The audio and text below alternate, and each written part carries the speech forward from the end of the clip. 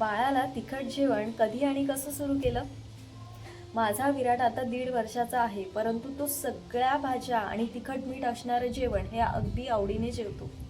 जेव्हा विराट 6 महिन्याचा झाला, तेव्हा मी त्याला फक्त भाताची पेज किंवा वरण पाणी न देता त्याला वेगवेगळ्या भाज्यांची प्युरी करून देत होते. यात मी मीठ आणि साखर अजिबात घालत नव्हते, जेणेकरून त्याला भाज्यांची ओरिजिनल चव म्हणजे नैसर्गिक चव कळेल. पुढे तो 10-11 महिन्याचा झाल्यावर मी त्याला आमच्यातलं जेवण म्हणजे तिखट मीठ असणारं जेवण भरवायचे. घरातले थोडे घाबरायचे, अगं त्याला तिखट लागेल किंवा त्याचं पोट दुखेल असं सारखं म्हणायचे. पण मला कुठेतरी वाटत होतं की जर त्याला आत्ता सवय लागली नाही तर पुढे जाऊन तो पिकी इटर म्हणजे निवडून खाणारा होईल. मी त्याला हळूहळू सर्व चवींची सवय लावली. एकदाच काही तिखट भरवलं नाही. आधी वरण भातासोबत मी थोडी भाजी त्याला भरवत होते, जसे की भाजीचा रस्सा, बटाटा यांची सवय मी त्याला हळूहळू करून दिली.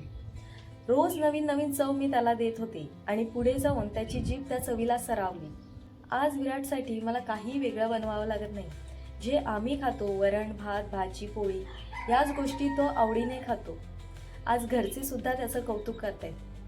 पालक म्हणून आपणच मुलांच्या मनात भीती घालतो, हे तिखट आहे, हे कडू आहे. खरं तर मुलांना सगळं चाखू द्यायला हवं. त्यांना ठरवू द्या त्यांना नक्की काय आवडते. बऱ्याचदा आपण मूल मोठं होण्याची वाट बघतो, परंतु या सर्व गोष्टी अगोदरच सुरू करायला हव्या असं मला तरी वाटतं. मुलांना सगळ्या चवींची ओळख करून द्यायला हवी, जेणेकरून बाळ मोठं झाल्यावर म्हणजे 1-2 वर्षाचं झाल्यावर खाण्यासाठी कुरकुर करणार नाही. तर तुमची मुलं सुद्धा सगळ्या भाजी आवडीने खातात का हे मला कमेंटमध्ये नक्की सांगा आणि व्हिडिओ आवडली असेल तर लाईक करा. थँक्यू.